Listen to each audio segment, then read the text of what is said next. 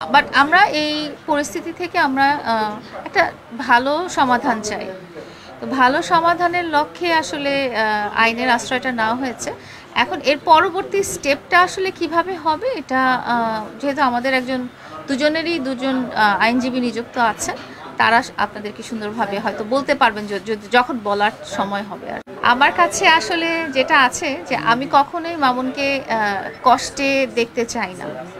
হ্যাঁ, মামুনের জন্য আমার ভালোবাসার কোনোদিনও কমতি নাই এবং ও কোনো পরিস্থিতিতেই সারা জীবন কখনোই কষ্টে থাকুক সেটা আমি চাইনি। তো ও এই 20 দিন যেখানে ছিল আমি ওর খোঁজ খবর নিয়েছি। আমি নিজে যাইনি একটা কারণে, কিন্তু আমি রেগুলার ওর খোঁজ খবর নিয়েছি। রেগুলার ওর কিছু লাগবে কিনা বা ওর কোনো সমস্যা হয়েছে কিনা বা ওকে কে দেখতে গেছে, যেই দেখতে গেছে বা যার সাথেই তার কথা হয়েছে, কমিউনিকেশন হয়েছে, আমি কিন্তু এই 20টা দিন বা যে কয়টা দিন সেই কয়টা দিনই আমি ওর খোঁজ খবর নিয়েছি আমার দায়িত্ববোধ থেকে, যেরকম দায়িত্ববোধটা সারা জীবন ছিল।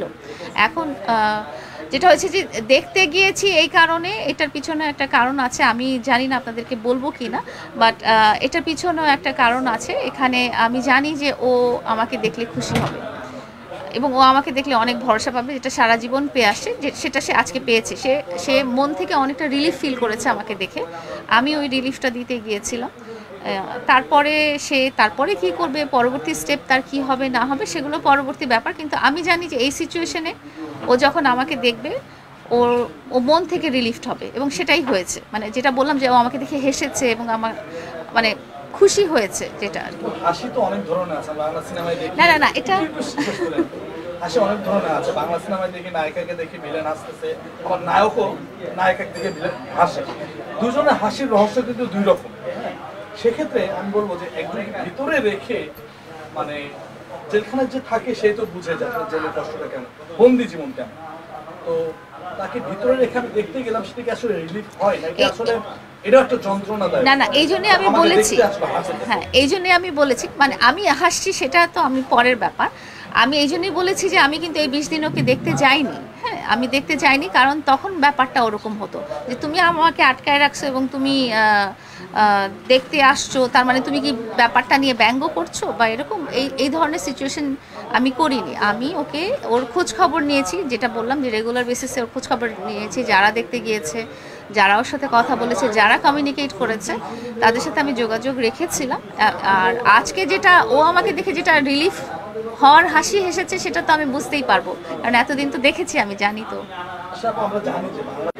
প্রথম কথাটার উত্তর হলো যে অবশ্যই আমি তাকে প্রেশার ক্রিয়েট করছি না। আমি ওকে আজ পর্যন্ত যতটুকু দেখে আমি বুঝতে পেরেছি যে ও আমাকে এখনও ভালোবাসে এবং ওর মনে ফিলিংসটা এখনও আছে।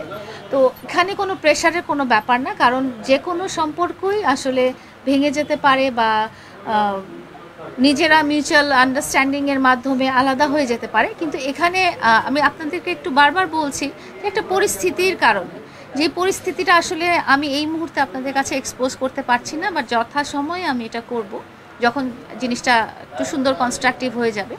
তো এখানে মামুনও যেরকম ভিকটিম, আমিও সেরকম ভিকটিম, মানে আমরা দুজনই একটা সিচুয়েশনের ভিকটিম। তো মামুন অবশ্যই ও যদি আমাকে ছাড়া হ্যাপি থাকে, সুখে থাকে, আমি কোনোদিনও ওর লাইফে ইন্টারফেয়ার করব না এবং কোনোদিনও ওর উপর প্রেশার ক্রিয়েট আমি কখনোই করিনি, এখনও করব না। আর আপনার সেকেন্ড কোয়েশ্চেনটা হলো ও যদি আমার লাইফে ফিরে আসতে চায় তাহলে আমি অ্যাকসেপ্ট করে নিব কি না। ও যদি লাইফে ফিরে আসতে চায় প্রপার ওয়েতে, যেভাবে আমাদের সমাজ অ্যাকসেপ্ট করে নেয় সেভাবে যদি সে ফিরে আসতে চায়, তাহলে আমাদের জায়গা সবসময় ভালোবাসার জায়গাতে সবসময় ভালোবাসাটাই থাকে। এখানে এটার মধ্যে কোনো কিন্তু নাই। আমার মনে হয় যে ভালোবাসা হইলে হবে 100%, না হলে নাই। এখানে 2% 3% এগুলোর কোনো অপশন নাই। তুমি যখন কাউকে মন থেকে বা অন্তর দিয়ে তুমি ভালোবাসো, তাহলে তার জন্য পুরোটাই ভালোবাসতে হবে। সেটাই আমরা দুজনই কিন্তু ওভাবে করি। হ্যাঁ, আর আপনার সেকেন্ড কোয়েশ্চেনটা আবার বলেন কি ছিল?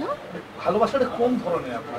এই যে বললাম যে এই প্রথম কথাটা হচ্ছে যে ভালোবাসাটা পুরোটাই হতে হবে, 100% হতে হবে, না হলে নাই হবে। এখানে তোমাকে আমি একটু ভালোবাসি কিন্তু তোমাকে আমি সামাজিকভাবে স্বীকৃতি দিব না, বা তোমাকে আমি অনেক ভালোবাসি, তোমাকে আমি অনেক মিস করি কিন্তু আমি তোমার কাছে ফেরত যাব না, এই ধরনের জিনিস তো হইতে পারে না। হলে পুরোটাই হবে, না হলে হবে না। মাঝামাঝি বলে তো আসলে এটাকে তো ভালোবাসা বলে না, এটা হচ্ছে ফ্যাসিনেশন হইতে পারে, বা কি বলে ইনফ্যাচুয়েশন হইতে পারে। হ্যাঁ, ভালোবাসা হলে পুরোটাই হবে, না হলে হবে না। তার মানে মামুন কি দড়ি ছাড়া গরু হয়ে গেছে, এর জন্য গোয়াল ঘরে আটকে রেখে তাকে শুদ্ধ করে আপনার কাছে আনতে চাচ্ছেন? আমি সেটাও চাচ্ছি না। আমি চাচ্ছিলাম যে যে পরিস্থিতিটার উদ্ভব হয়েছে এখান থেকে যদি তৃতীয় শক্তি, চতুর্থ শক্তি বা কোনো কিছু থার্ড পার্সন, ফোর্থ পার্সন কিছু থাকে, সেখান থেকে বের হয়ে মামুন তার নিজস্ব মতামত দিক, আমি সেটাই একসেপ্ট করে নিব। তো আপনি একটু কোট করার মতো কথা বলছেন, তৃতীয় পার্সন। হ্যাঁ, মানে আপনাদের একটা ভালো সম্পর্ক ছিল, আমরা জানি, সবাই জানে। এই তৃতীয় পার্সনটা কে আপনাদের মধ্যে? এই যে বললাম যে এই মুহূর্তে এটা আসলে প্রকাশ করার মতো সিচুয়েশনটা হয়নি, এবং যেহেতু এটা আমি এবং মামুন রিলেটেড, আমার মনে হয় যে ও জানে এবং আমিও জানি। তো আমি একা বললে আসলে জিনিসটাও ঠিক হবে না, যেহেতু এই মুহূর্তে এটা সিচুয়েশনটা ওই রকম না যে আমি আরেকজনের কথা এভাবে ক্লিয়ারলি বলে দিব। তো এই মুহূর্তে বলছি না, বাট আছে একজন বা এক জনগোষ্ঠী বা কিছু পার্সন আছে এখানে, অবশ্যই এটা কোনো দ্বিধা নাই। না হলে ওর সাথে আমার এমন কোনো খারাপ অবস্থান হয়ে যায়নি যে আমাদেরকে আজকে এই ধরনের সিচুয়েশন ওকে ফেস করতে হচ্ছে বা আমাকে ফেস করতে হচ্ছে। আরেকটা জিনিস হচ্ছে কি, যে আমার ভালোবাসার মানুষ যদি কষ্টে থাকে, হ্যাঁ, তার ভালোবাসার মানুষ হিসেবে আমিও কিন্তু কষ্ট পাচ্ছি। যেমন কোন ভাইয়া বললো যে আপনি কালকে সারা রাত, আমি কালকে সারা রাত ছিলাম, আমি আজকে ভোর থেকে ছিলাম, আমি ওকে দেখে তারপরে আমি আসছি।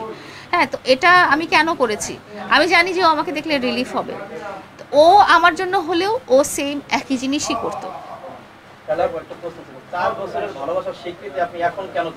আমি আসলে আগেই চেয়েছি, আপনাদেরকে সবসময় ইন্টারভিউতে কিন্তু আমরা বলে এসেছি যে আমাদের একটা রিলেশন আছে, ভালো রিলেশন আছে, এবং আমরা একজন আরেকজনের সোলমেট এবং লাইফ পার্টনার। এবং মামুন অনেকবার বলেছে আমরা কবে বিয়ে করব বা কবে কি করব সেটা আমরা অ্যানাউন্স করব, আপনাদের সবাইকে দাওয়াত দিয়ে বলবো।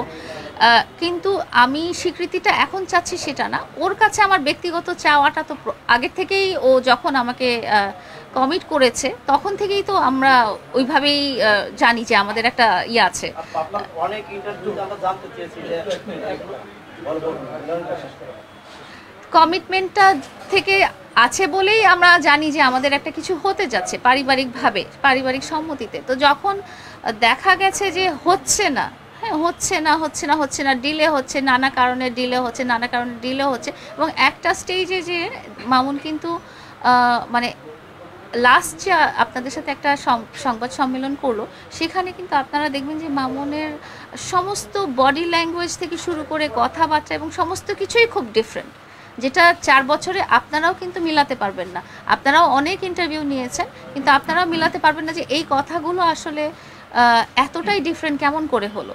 তো এটাই বলছি যে এখানে যেহেতু একটা থার্ড পার্সন, ফোর্থ পার্সন বা একটা পরাশক্তি চলে আসছে, যেটার প্রভাবে হতে পারে বা যারা চায় যে আমরা দুজন একসাথে থাকি না, সেজন্যই আমি এতটুকু ডেসপারেট হয়েছি।